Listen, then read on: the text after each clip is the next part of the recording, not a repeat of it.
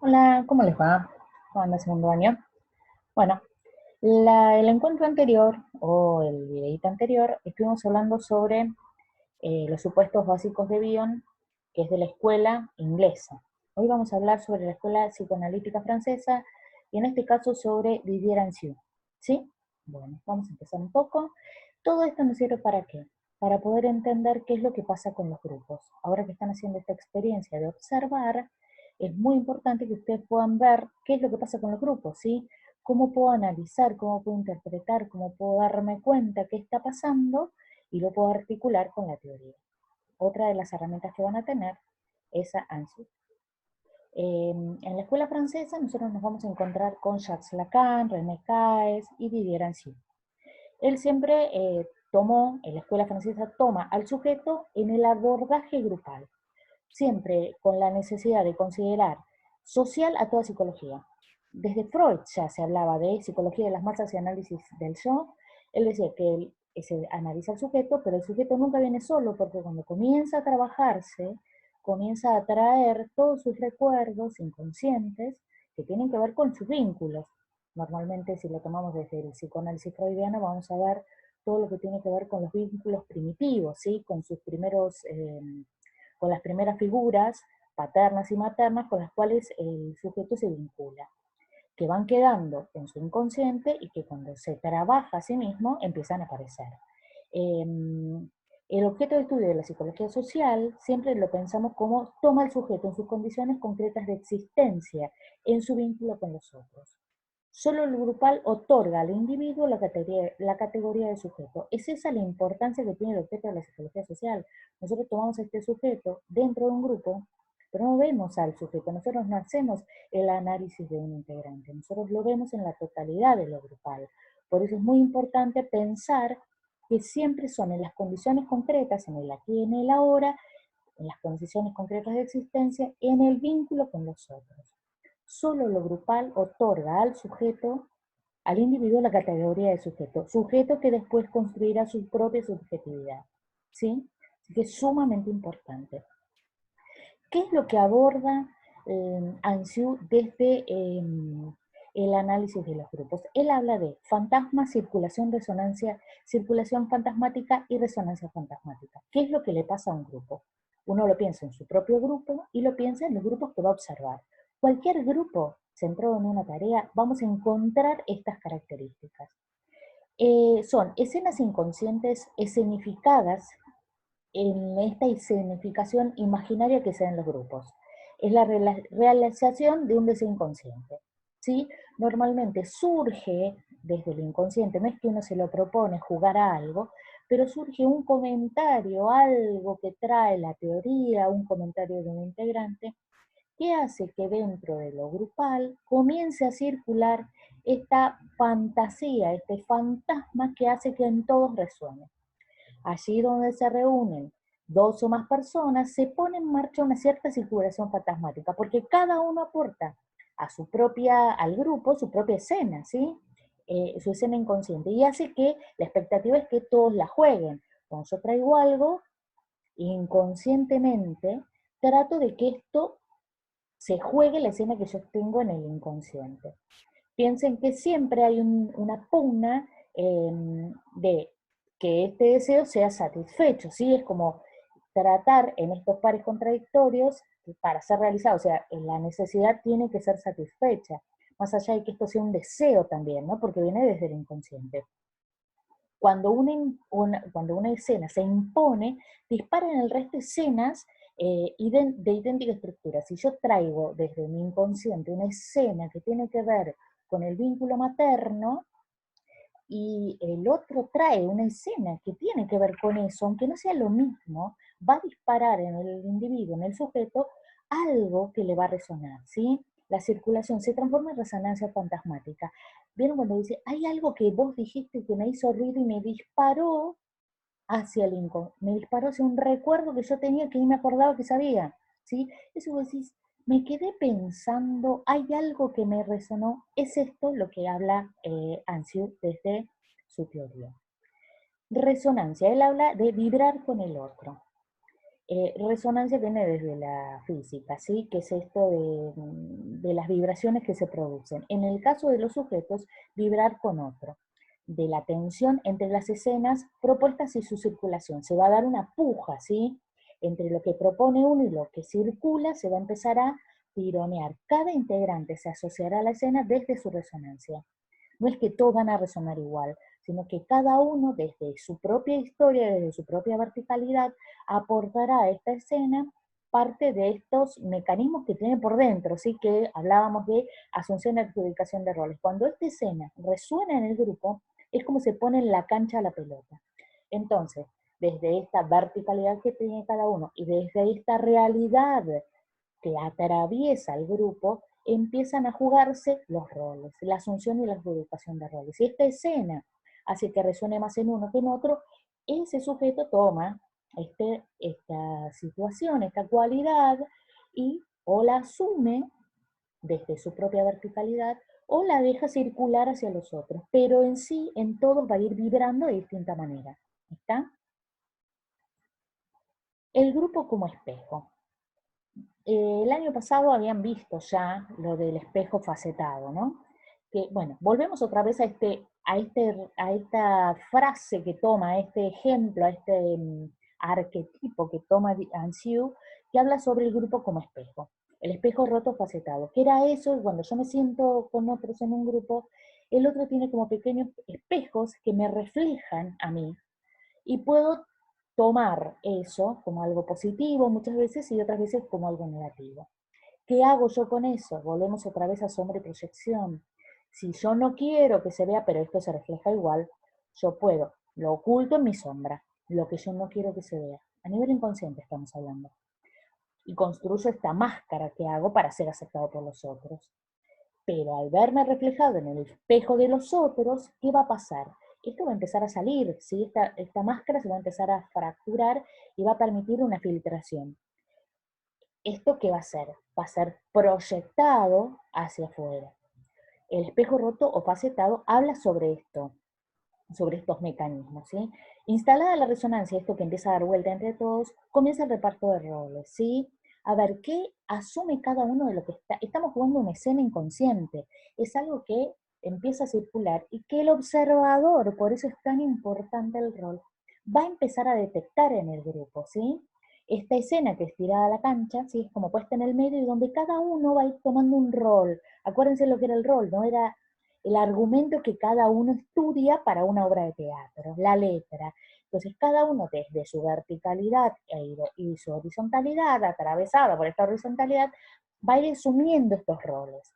Y se van a empezar a ver como signos, porque ustedes van a tener que observar mucho lo sígnico acá, de qué, cómo se juega. Entonces, va a haber devolución, una devolución que puede ser verbal, gestual, habrá signos sutiles, ¿sí? Por eso es importante el rol. ¿Por qué? Porque yo tengo que detectar por ahí una palabra, pero una palabra a veces es una cosa y otras veces es el gesto que implica esa palabra. ¿Sí? Acuérdense que el gesto era lo que más, era mucho más grande que lo que la palabra decía. Signos sutiles, gestos, ¿no? En la cara, o un suspiro, un bufido, algo, no sé, los ojos, la mirada, también va a permitir que esto empiece a moverse. El espejo va a ser una devolución múltiple y variada y contradictoria. Me va a mostrar mi propia identidad con una imagen que es correcta en sí, porque es la que yo voy, lo que los otros van dando, me van devolviendo. Con esto yo tengo que armar la imagen de quién soy.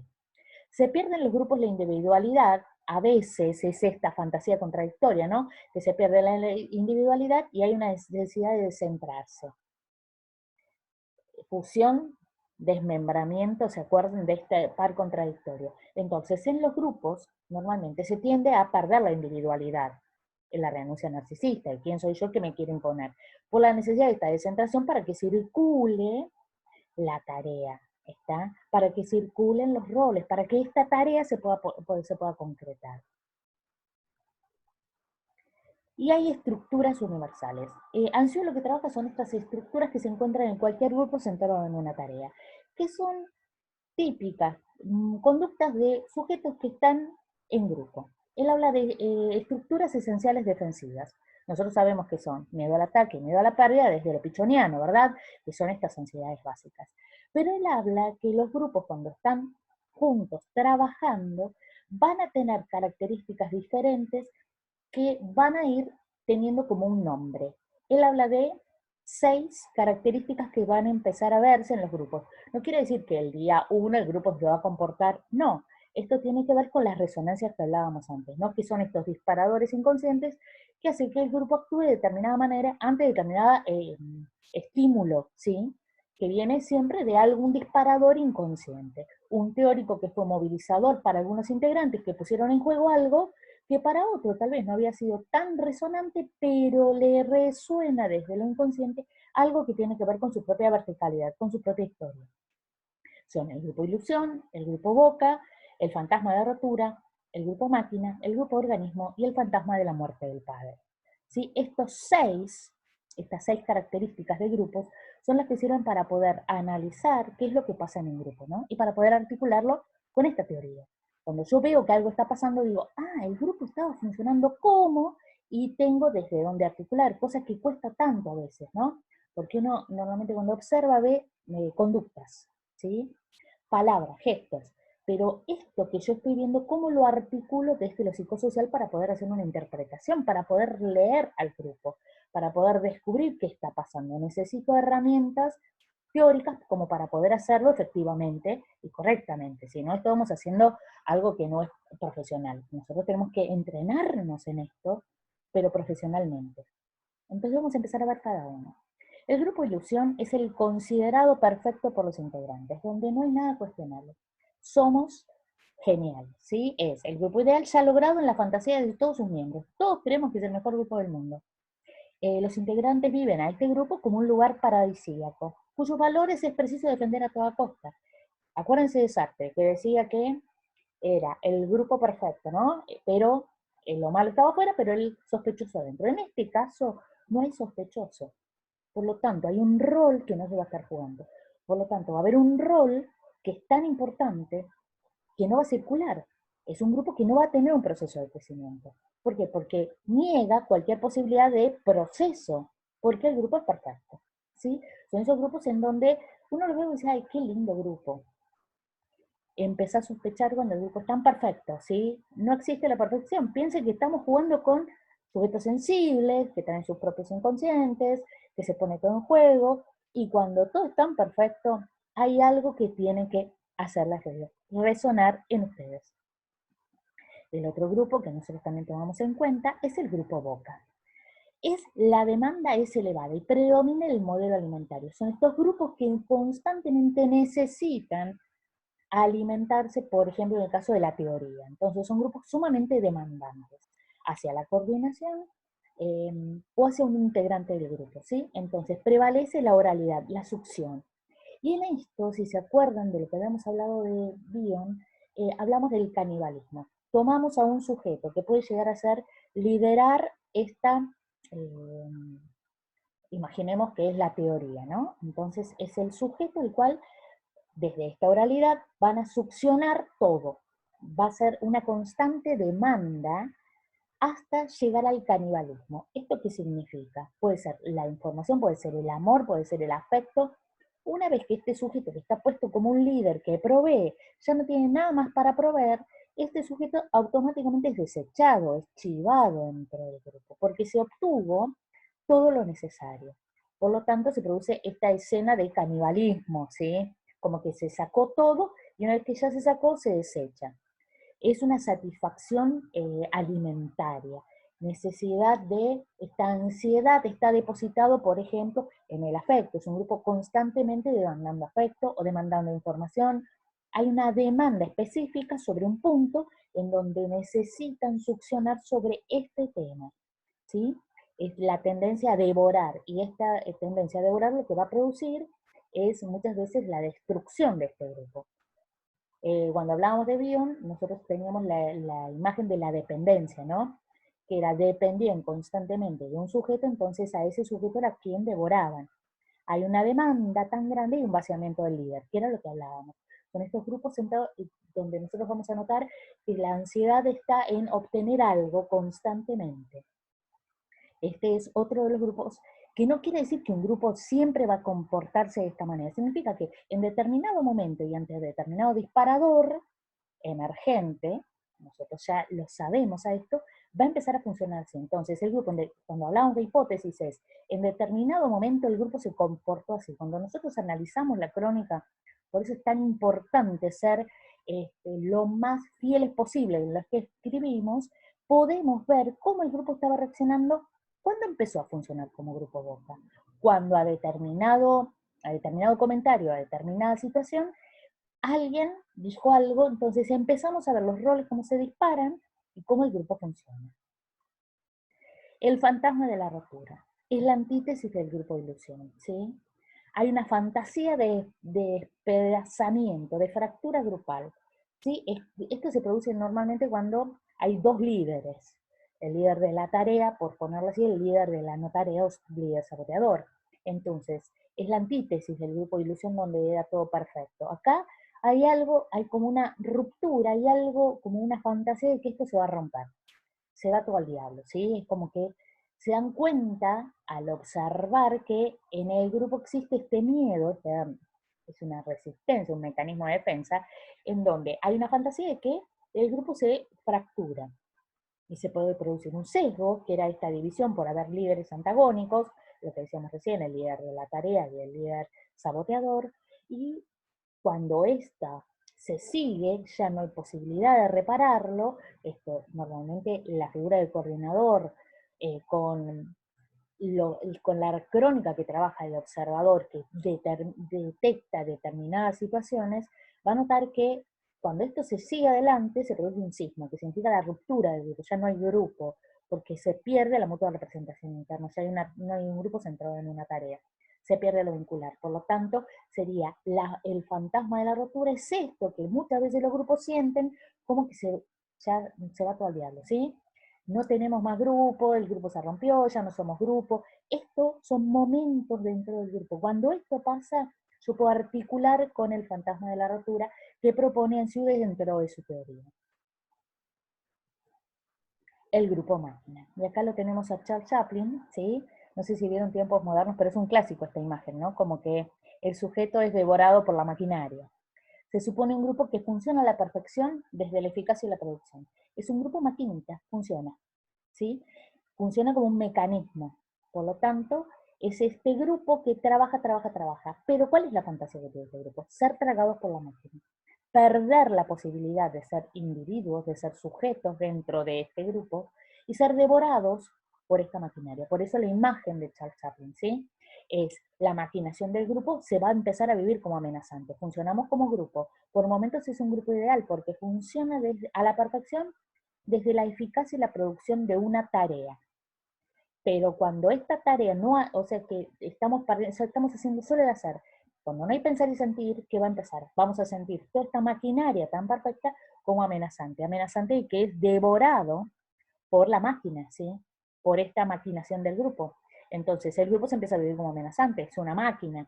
Y el grupo, el sujeto se va a sentir que lo persecutorio es la máquina. Y si la máquina es el grupo, el enemigo está en el grupo. Por lo tanto, es un grupo que se va a sentir constantemente que si deja de funcionar eficientemente, o sea que el grupo va a ser devorado por esta maquinaria del trabajo.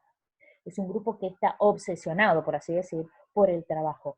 Que cualquier tipo de intervención de un integrante para traer el sentir, para traer otra alternativa para desarrollar la tarea, para producir, va a ser visto como el enemigo, ¿sí?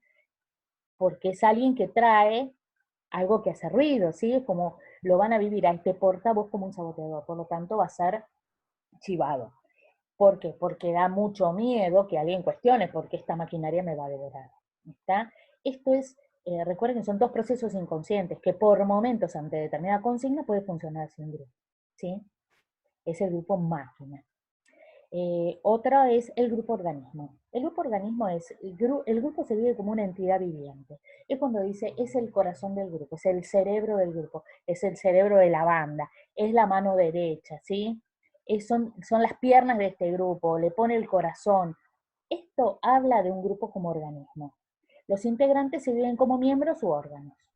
¿Qué pasa? Cuando hay una deserción dentro del grupo, se vive como una mutilación, como una amputación. Perdimos una parte. ¿Y qué pasa cuando perdemos una parte? Nos desangramos. ¿Sí? Se siente como el duelo por un integrante que ya no está. Los roles son asimilables a partes del ser vivo, ¿sí? Es como que se produce la fantasía de la simbiosis. Se va a dar como el nacimiento del grupo, ¿sí? Vamos a tener los que son los cachorros de este grupo, el semillero, hablamos, ¿sí? Cómo se va creciendo en el grupo, y también esta fantasía de la muerte, ¿no? Que los integrantes como que han cumplido una función y se van a morir. Se vive desde esta función de organismo.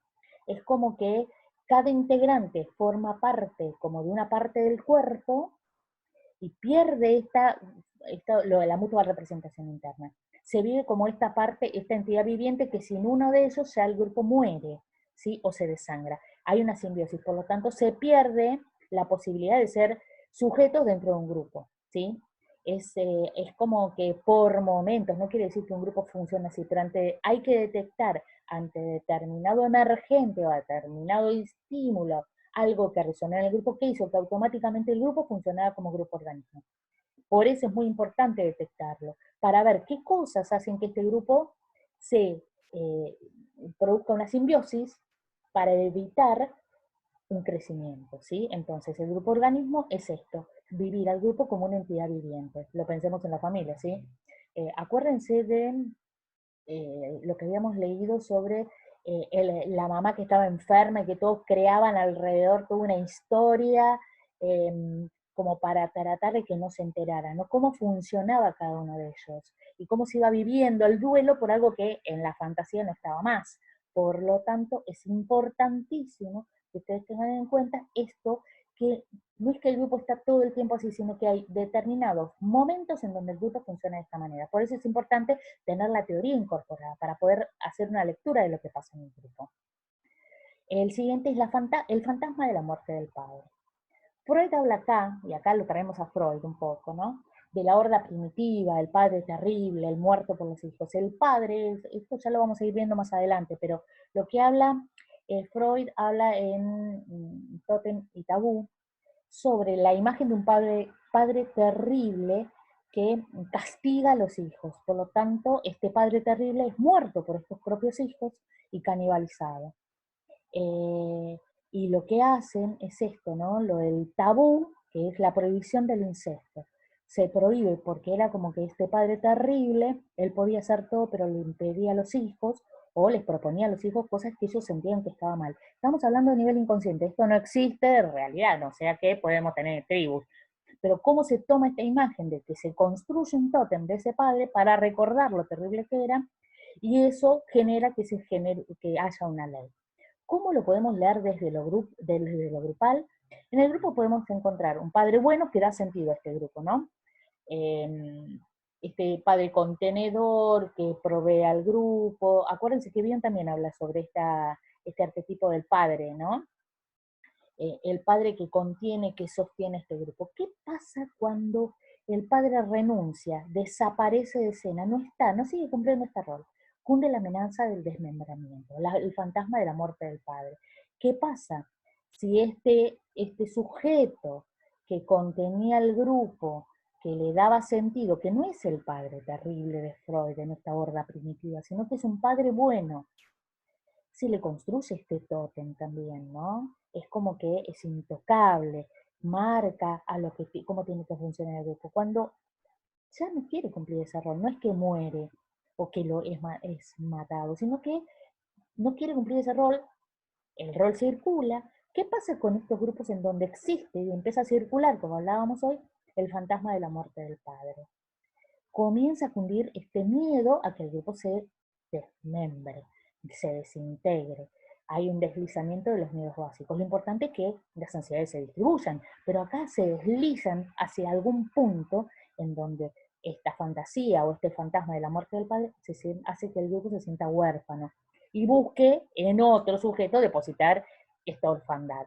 Es importantísimo la lectura y también la intervención de la coordinación para que esto deje de jugarse esta escena de la orfandad y del fantasma de la muerte del padre, ¿sí? Para que el grupo permita la circulación de los roles, porque hay alguien que ya no cumple este rol de padre bueno, el grupo no siente que se desmembre. Esto es importante y recuerden que estamos hablando de lecturas de lo que pasa en los grupos, ¿sí? Que esto es a nivel inconsciente, por lo tanto, por momentos pasa en cualquier grupo, que era el que traía ponerle que era el que traía las medialunas y nos sentíamos todos contentos cuando estábamos en el trabajo. Y un día se nos las trajo más.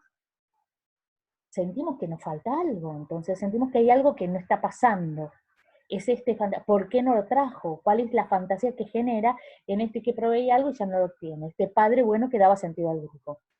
Entonces, la lectura es ver por qué ya este sujeto no está cumpliendo ese rol y cómo resuena en el grupo. Acuérdense que estamos hablando siempre de resonancias inconscientes. ¿Cuáles son las fantasías? Porque todo esto tiene que ver con estas fantasías originarias que cada uno de nosotros tenemos desde nuestra más tierna infancia, ¿sí? Se llaman protofantasías transmitidas filogenéticamente. Ahí tenés, mirá que trabalenguas. Proto es lo más básico, ¿sí? Como sería genético, filogenético, tiene que ver con esto que se transmite, y cuando hablábamos de la conformación del cerebro por ahí, sería como el cerebro reptil, ¿no? Lo más primitivo que tenemos. Son estas escenas que nosotros tenemos a nivel inconsciente, ¿sí? Que están, pero guardadas tan encapsuladamente en nuestro inconsciente que ni sabemos que las tenemos. Tiene que ver con el registro del origen del sujeto, ¿sí? Del ser humano.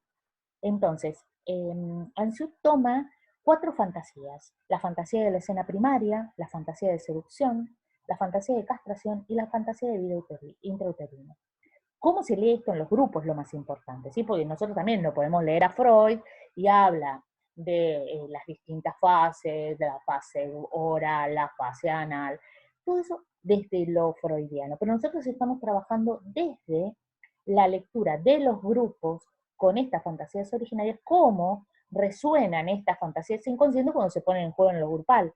Por lo tanto, es importante porque son representaciones de escenas inconscientes que se van a dar en el grupo. Como decíamos en un principio, son escenas inconscientes que cada uno tiene que poner a jugar y cómo resuenan en los otros. La fantasía de la escena primaria es la pregunta ¿de dónde vengo? Freud escenifica la relación entre los padres. Él habla de el acoplamiento entre los padres. Pero, ¿qué tiene que ver con esto? Nosotros pensamos que esa escena que pertenece al pasado del individuo, que es ontogenético, o a la especie filogenético, tiene que ver con con lo más primitivo del sujeto, que es la reproducción, ¿no? Para sostener la especie. Y en los grupos se instala como organizador grupal, como el supuesto básico de emparejamiento, ¿sí? Se va a dar este vínculo entre dos, este emparejamiento, acuérdense que lo decía bien, ¿no? Que decía que iba a dar a luz al Mesías Salvador que iba a solucionar todos los problemas. Acá se va a dar un triángulo principal, que es el coordinador, el grupo y el observador. ¿Sí? Este triángulo que habla de la escena primaria hace referencia también a los celos que se van a producir y a los acuerdos. ¿Sí? Esta fantasía que tenemos de la conspiración, ¿no? La mirada entre los coordinadores y el observador y deja fuera al grupo. Tiene que ver de dónde vengo, esta pregunta del origen, ¿no? ¿Soy el fruto del coordinador y del observador? ¿El grupo es el que da origen a algo? Dos integrantes del grupo dieron origen a, ¿quiénes son los que quedan afuera? Es esto, ¿cómo se dio origen a una situación grupal? ¿Sí? ¿Se entiende esto? Se va a dar esta triangulación de quienes forman un grupo operativo, la figura del coordinador, la figura del observador y los integrantes. ¿Cómo se juega esto? Acuérdense de dónde vengo, tiene que ver con la pareja que da luz a algo. ¿Sí? ¿Quiénes son los que se van a vincular para que den luz a una tarea, a una idea, a una escena? Es esto. Es el coordinador junto con el observador que dispararon una actividad. El grupo se siente adentro o afuera, se siente cuestionado o no. Se cuestiona esto de dónde vengo. Estas preguntas que se van a hacer a nivel inconsciente de lo más profundo que cada sujeto trae. Por lo tanto, esta pregunta que entra a esta espiral dialéctica va a salir manifestada de distintas conductas. Es eso lo que hay que observar, esa respuesta al dónde vengo. Otra de las escenas primarias que hace referencia es el fantasma de seducción. ¿Cuál es el origen de mi sexualidad? Freud habla desde el psicoanálisis de esta fantasía que traían muchos de sus pacientes que tenía que ver con la seducción que tenían adultos hacia los niños, ¿sí? Que después él se desmiente de todo esto porque él dice que existe este fantasma inconsciente y una realidad psíquica. Y hay escenas que sin haber acontecido son vividas por el sujeto como reales, ¿sí? Esta fantasía, a veces, ¿cuál es el origen de mi sexualidad? Tiene que ver, esta pregunta, ¿cuál es el origen de mi sexualidad, en este caso? ¿De mí qué? ¿Cuál es el origen? Esa pregunta interna a veces no es algo que yo viví, sino que es traído por el recuerdo de otro sujeto dentro de otro integrante dentro del grupal y es vivido por este integrante como algo real. Entonces se transforma en una realidad psíquica. Es algo que empieza a circular dentro del grupo. En los grupos se vincula con la seducción por la vía del saber, ¿no? Es esto. Trato de conquistar al que sabe, ¿sí? Es esta seducción. Trato de conquistar. Y en esta conquista tiene que ver, a veces tiene que ver con algo real que me pasó a mí, si yo quiero ser conquistado, quiero conquistar, o son experiencias de una realidad psíquica. Es algo que yo trato de hacer, pero vos te encontrás vos haciendo algo que ni sabías que podías hacer, o que ni te imaginabas que podías hacer. Y tiene que ver con lo manifiesto, el conocimiento del otro, ¿no? Y su estilo, su necesidad de saber y de saber de qué se trata lo sexual. En el caso de lo freudiano, siempre se refiere a lo sexual. En el caso de los grupos, en este caso puede haber, no vamos a decir que no, puede haber este fantasma de seducción, pero siempre tenemos que pensar en un grupo operativo que estamos hablando de una tarea. Por lo tanto, es conquistar al que va manejando la tarea, que es quien tiene el poder, para tratar de sumarme a esa tarea, ¿sí? Conquistarlo para obtenerlo, poder, ¿sí? Estamos hablando de esto, más que nada. El poder puede estar en manos de la coordinación, entonces tratar de zafar o de obtener algo seduciendo a la coordinación. Todo esto son procesos inconscientes, porque yo quiero descubrir cuál es mi origen, por lo tanto tengo que tratar de descubrirlo a través de este mecanismo de seducción, de manifestar, de buscar el conocimiento del otro y su estilo, la necesidad de saber de qué se trata, ¿sí? Tiene que ver con esto, puedo tratar de conquistar aquel que es como yo quisiera ser, entonces busco eso que me falta, es esta falta, lo que yo busco seduciendo al otro. Si yo no soy sumamente amoroso, afectivo, demostrativo, trato de conquistar a quien lo es para poder serlo. Es como tratar de contagiarme para descubrir cuál es ese origen, de por qué yo no soy así, si el otro es así. Es una pregunta muy filosófica, algo que no es que yo me lo cuestiono cuando tomo mate a la mañana. Sí, tiene que ver con el origen, con procesos inconscientes que nos vamos a encontrar jugando, pero es el observador quien va a observarlo a esto. El grupo normalmente juega, no se pone a decir, en este momento estoy poniendo en juego el fantasma de la seducción. No, el grupo constantemente se va movilizando porque recuerden que son procesos inconscientes que se ponen todos a jugar. Es como poner todos los todas las herramientas en juego y se empiezan a mover. El que los contiene es el encuadre, pero el que está observando todo esto es el quien toma la crónica, el observador. Por eso es tan importante ser muy literales en lo que escribimos, porque hay palabras que nos van a llevar a pensar que lo que se jugó cuando fulano le dijo tal cosa a Mengano era el fantasma de la seducción. Ahí tengo una herramienta para poder articular con la teoría que era este momento, esta hipótesis, este flash que yo saqué del grupo en un momento determinado. Sí, es complicado, no quiere decir que constantemente vos decís, qué difícil, ¿cuándo me voy a dar cuenta? Cuando jueguen a este juego de la observación, porque esto es apasionante, cuando yo empiezo a observar, me voy a dar cuenta, no es que van a decir, ¿cuál es el origen de mi sexualidad? Lo dijo, mecanismo de represión. Acuérdense que tiene que ver con un mecanismo de represión, nadie lo va a decir verbalmente, pero sí tiene que ver con esto de quién soy yo. Constantemente estamos jugando a esto. Volvemos otra vez al espejo facetado.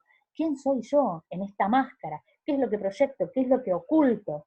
Tiene que ver con esto, con procesos inconscientes, que algunos son fantasmas inconscientes y esto es una realidad psíquica que yo creo que me pasó, pero no sé si me pasó, pero lo sentí como que me hizo ruido. Es eso lo que yo tengo que descubrir y trabajar, como integrante del grupo y como observador, en este caso como observador. El fantasma de la castración. ¿Cuál es el origen de las diferencias sexuales anatómicas? ¿Sí? El complejo de la castración, si lo vemos desde Freud, lo vemos desde Lacan, habla sobre la premisa universal del falo. El falo es el poder. ¿sí? Lo que es fálico, ¿no? La forma, todo. Tiene que ver con esto. En el caso de los grupos, quien castra normalmente es el coordinador. ¿Qué es lo que castra? El poder, ¿sí? Habla sobre impactar sobre el narcisismo. Cuando nosotros hablamos de mutua representación interna, hablamos de los vínculos. Cuando hay sujetos que esto lo viven como para acrecentar su propio narcisismo, y eso significa cada vez tener más poder sobre el grupo, y el grupo se deja manejar, quien detecta esto e interviene para que esto empiece a circular, para que los roles circulen, porque si no esto se estereotipa y el grupo muere, es el coordinador. A esta actitud, vos decís, es una actitud de castración, ¿sí? Si lo llevamos a Edipo Rey, bueno, si leemos un poco Freud, que ya lo vamos a ver más adelante, no lo quiero complicar ahora, tiene que ver con esto de cortar la necesidad de algún integrante o de alguna situación en la cual el poder es lo más importante. Es intervenir para que esto deje de ser así, para que empiece a circular, para que deje de estar estereotipado. En los grupos se presenta disfrazada de metáforas, por ejemplo, la imposición de la ley, limitar la omnipotencia, la obligatoriedad de trabajar la tarea. Bueno, nos ponemos a trabajar la tarea. Una intervención como para que, listo, esto se deja, tac, nos ponemos a trabajar. Centrar nuevamente la tarea. Recuerden que esto es función del coordinador, poder hacerlo. Frenar desarrollos verticales, ¿sí? Sosteniendo el encuadre. Es esto, volver a sostener el encuadre. El grupo centrado en una tarea, intervengo. ¿Por qué me doy cuenta? Porque estoy con el ojo entrenado.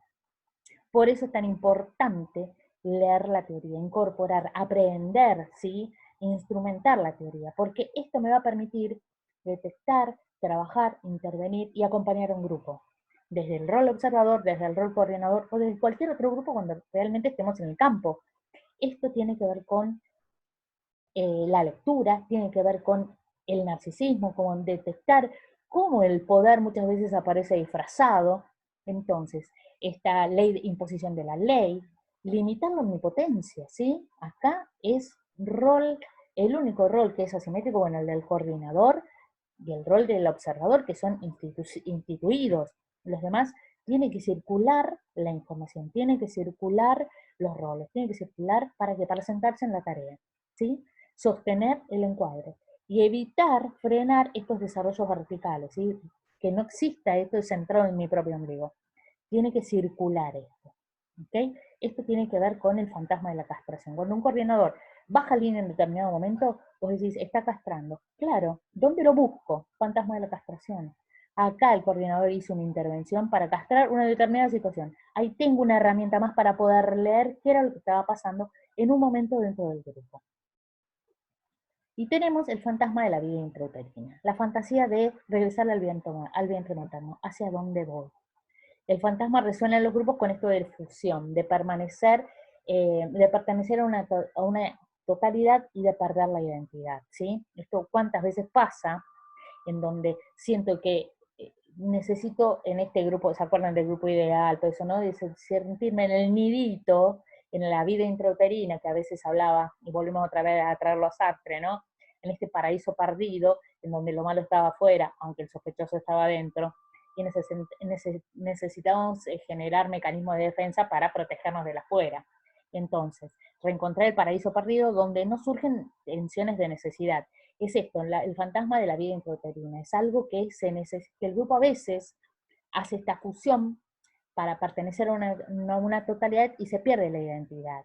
Por momentos está esto de la identidad narcisista, entonces es castrada, pero por otro momento pasa al par contradictorio, que es este fantasma de la vida intrauterina, en donde lo trata de cerrarse, de fusionarse para perder identidad como un mecanismo de protección.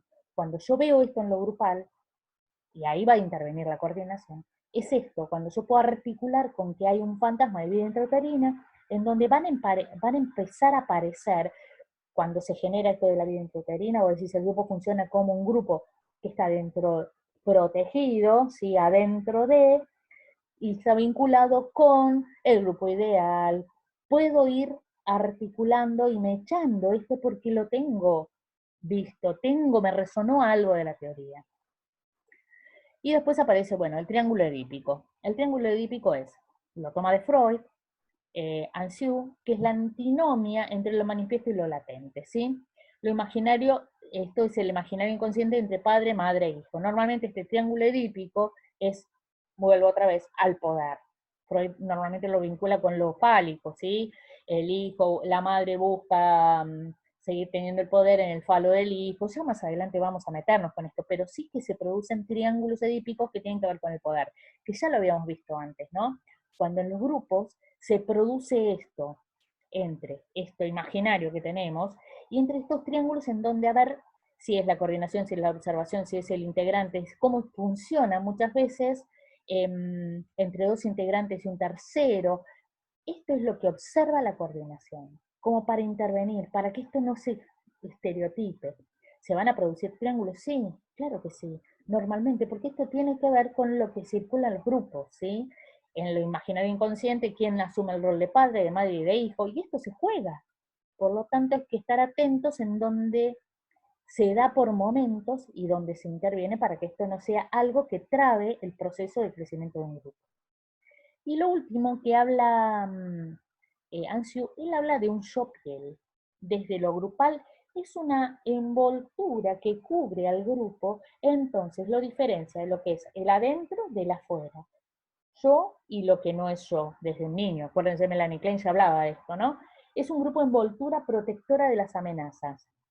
¿Qué hace? Lo relacionamos con el grupo ilusión, está todo protegido adentro con el grupo organismo. Él le dice a ese tipo de grupos el yo piel, ¿no? Un grupo que se autoprotege del exterior generando como una piel que le permite funcionar adentro y saber que lo malo está afuera, entonces se cierra sobre esto, ¿sí? Es una de las formas que le encontró para identificar estos grupos que se abloquelan, se fusionan de tal manera tratando de protegerse sobre lo externo, ¿sí? De lo externo, generando este tipo, es un mecanismo de defensa, crear esta piel, esta envoltura para protegerse de lo que está afuera. Bien, todo esto lo tengo que incorporar como para descubrir. No quiere decir que lo voy a encontrar todo así como que me va a aparecer en pantalla gigante. Tengo que leerlo, me tiene que resonar. Por eso es importante poder hacer este ejercicio de analizar una crónica. ¿Por qué? Porque voy a detectar determinados signos que aparecen en la teoría. La teoría, ya la hemos visto, avión, hemos visto Ansiu, vamos a seguir trabajando con herramientas para que ustedes puedan leer y puedan saber qué le está pasando a un grupo, qué me pasa a mí con lo que le pasa al grupo, y lo pueda trabajar con la coordinación. ¿Sí? Bueno, espero que no haya sido demasiado complicado. Vuelvan a verlo si no, así que les agradezco un montón y espero que algún día nos encontremos abrazándonos. Gracias chicos, nos estamos viendo.